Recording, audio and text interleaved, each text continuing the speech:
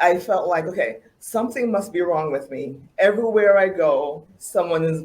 We may look different and live in different countries, yet our stories are knitted with the same threads of excitement, uncertainties, challenges, and victories. As we journey through the ups and downs of life, it is our undeniable will and God's strength that propel us to joy after pain, smile after frowns, and ups after downs. We were born to win. We were destined to greatness. We are overcomers. Welcome to GodScoop's raw and unedited stories. Welcome to Raw and Unedited Stories, the place where stories are told to uplift, encourage, and brighten your day. With us today is a special woman of God to tell her story. Welcome, Shannon, to our channel. Thank you so much. Thank you so much for having me. Thank you. Hey, so before you begin to tell our audience your story, just tell us a little bit about yourself. Okay, so my name is Dr. Shannon Simpson-Shand. Currently, I mostly work as a personal development coach. I help individuals, especially women, who are struggling with burnout and stress to transition into the next level of their career or in their business. Women who lack self confidence, they're stuck with fear and all of those challenges, anxieties, and so forth. Well, awesome. What a wonderful thing to experience Yes. somebody who really is here to help others. Yes. It's wonderful. All right, thank So you. tell us your story. All right, so I was born in Jamaica, West Indies. My mother had to leave when I was 2 years and 8 months, or 2 years, between 2 years and 8 months to 2 years and 11 months. And she left me with my father's side of the family where she thought I would have been safe. And by the age of 11, I was violated by 5 men. Most of them were in my family, and that caused me to have low self-esteem. I mean, my self-confidence was below the dirt. It was just so low. I didn't believe in myself. Even when people told me, Shannon, you're smart, you're going to do great things in life, I just, I would challenge them. I would just say, nope, I'm not smart. Let someone else do it. Let someone else who's smarter, who's brighter, who has more, whatever it is, education, whatever it was. I always had an excuse as to why I could not do it and someone else had to do it. So, I mean, although I went to school, I've been a registered nurse for about 30 years. I started a business, but I did all of those things feeling that I was less than. So eventually I started walking in my own truth, walking in the authority that God gave me, and then I started to build my confidence, started to help other women to step out into their greatness. And I think also, after dealing with all the abuse as a child, I ended up going to a church that talked about me being not just me personally, but being a filthy rag. Like, oh, you need to be clean. Like you're dirty, and you're going to get better in the by and by. So all of those things, although I think they meant well, it also added to me having a very, very, very low self-esteem. Shannon, I'm so sorry that happened to you. And based on the glow I see emanating from you, I know it must have taken a lot of courage to pass that. So let us retrack a little bit. A little girl who was left by her mother, to another country for a better life. Right. What was happening to you? Who were your caregivers, and how did it all happen? And what did you do? Talk to us. All right. So my mom left me with my father and my father's sister because she thought that would have been the best place for me. And in terms of having food to eat, because in the rural community where I was, a lot of the folks back there didn't have dinner. They didn't have food to eat. So in her mind, okay, they could provide for you, and they did. I mean, even I made food my savior after a while because I always had food, so food became my comforter. And so I lived with my father and his sister, And it was a big family house or family yard, as they used to say back in the day. And one of my older cousins, which would be my father's first cousin, was the first one to violate me. I was about 4.5, 5. And I know that because I was going to a basic school, and I know that I hadn't gone to first grade yet. Because first grade, you had to be 6 years old. So that's why I'm able to pinpoint that as the age.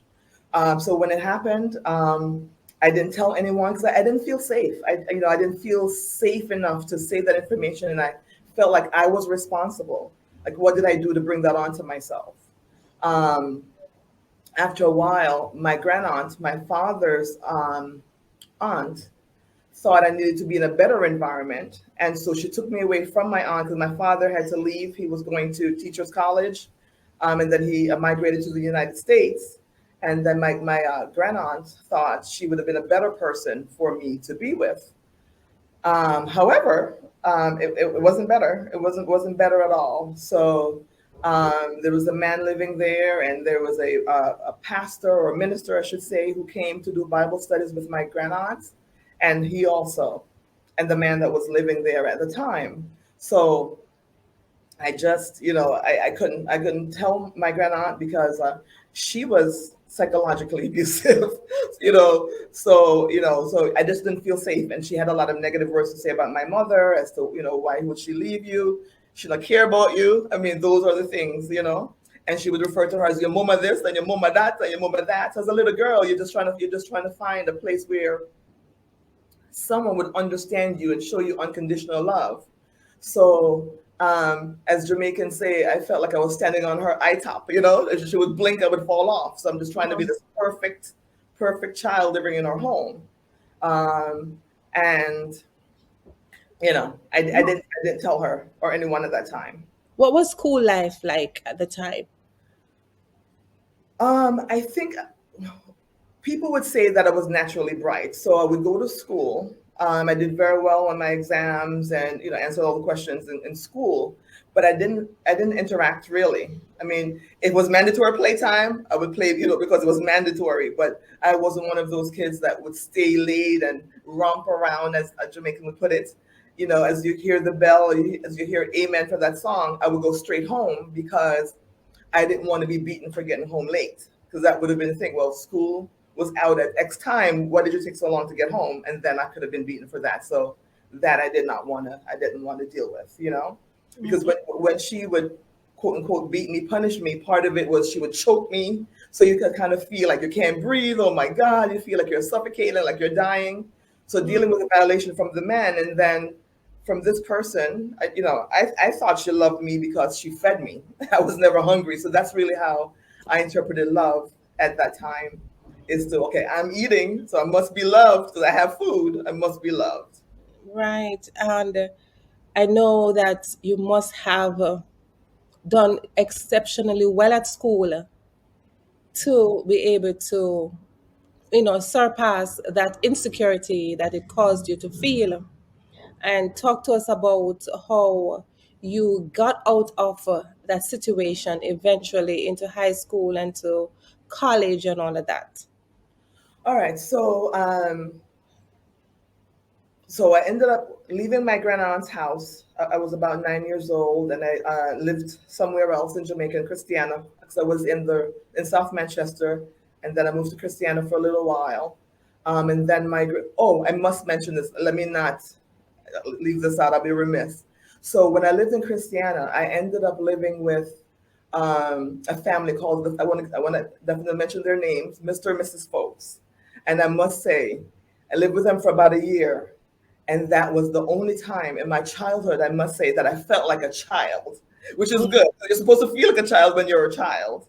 And then when I was there, they treated me like a child. I didn't feel violated. And I think something in me just called me like, oh, okay, I could be treated as a regular person. Um, so even till this day, I told her a couple months ago, I was like, really, thank you so much for treating me like a child. Of all the things to thank someone for is for treating you like a child, as you should be treated. So that gave me like a stepping stone, if you will, a stepping stone. Then I came to the United States when I was 11 years old. There was some violation that took place in the States.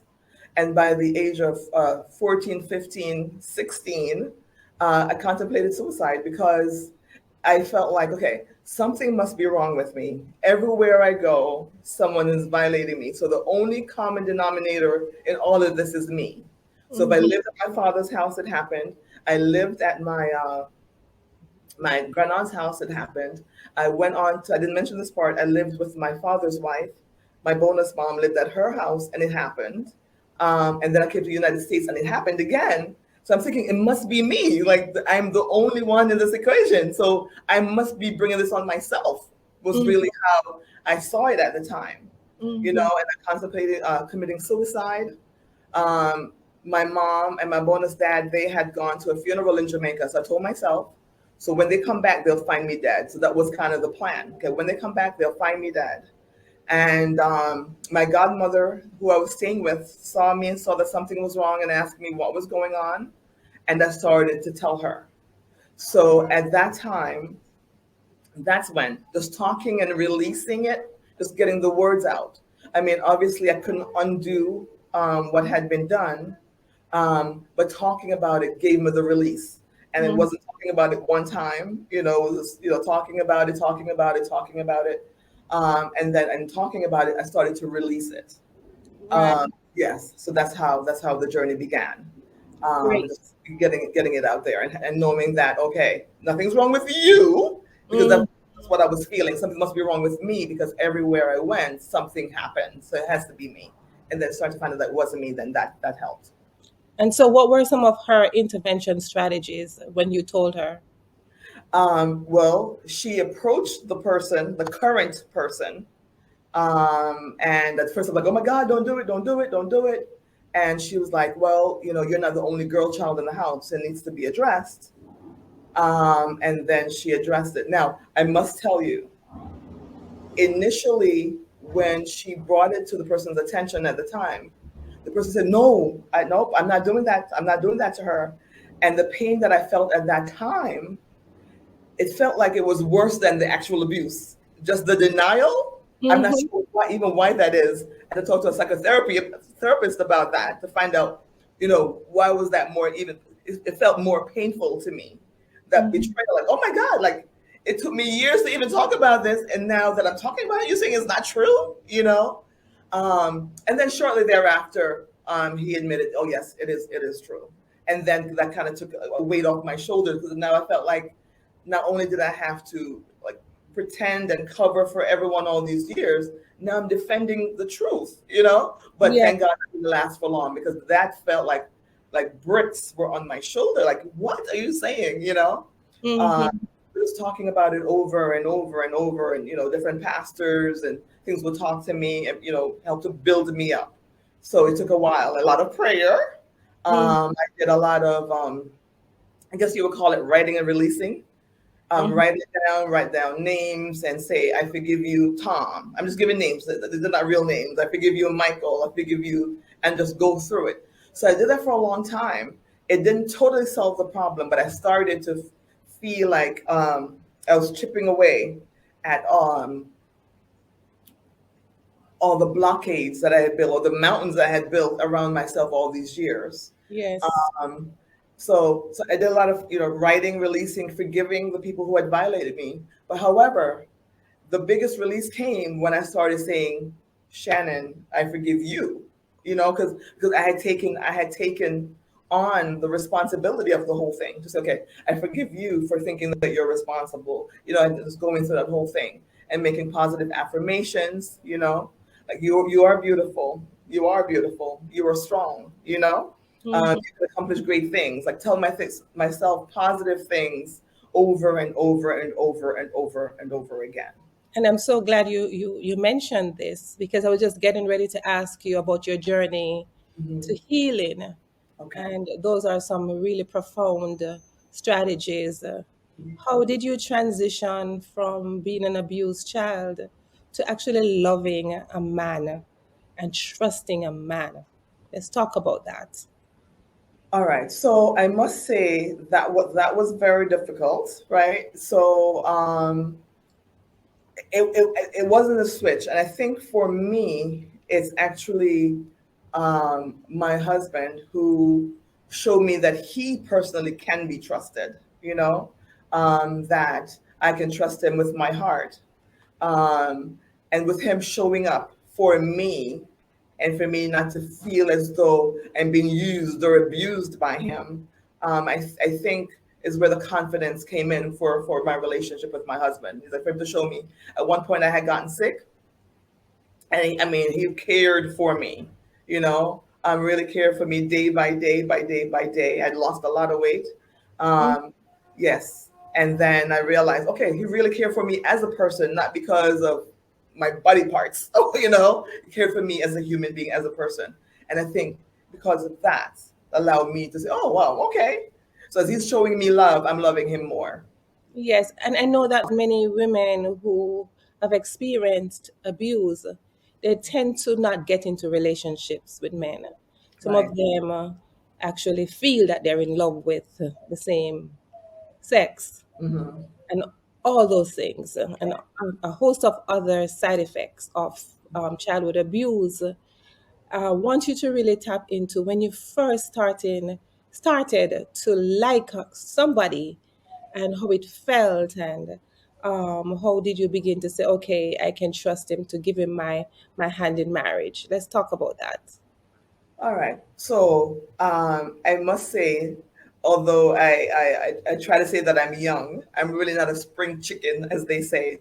So ideally, I mean, I guess I would have wanted to get married at 20 or 25 or 30 or 35, but the marriage didn't happen for me until I was 50. And that was really when I was ready. You know what I mean? So it took a long time. It took a long time. I was watching a program. I forgot her name right now, but I think she's an heiress to, oh my God, I don't want to say the wrong name, but a major fashion brand. I don't want to say the wrong name. And she was saying that research shows that most people start talking about this process when they're 52, that the average age to really Mhm. talk about it is 52. And I'm like, oh, wow, like who knew, you know? And that, Yeah. you know, so it's very interesting. And in me telling my story, so many women have told me their stories. And although I have stopped crying about my situation, when I hear these women's stories, oh my God, I had to cry for them. I'm like, oh my God, that is more common than we think it is. Hmm. Or we think you're the only one, or it's only your family. There are other women, other families experiencing the same thing. Yes. And I really thank you for saying that. And I really want to hear when you first met your Prince Charming. When you first met the man and you said to your friend, I like him, or were you afraid because of what happened to you? Did you have mistrust in men? Let's tap into that part of it. Okay, all right. So how did I meat him? So here's the background to this story, which is very interesting.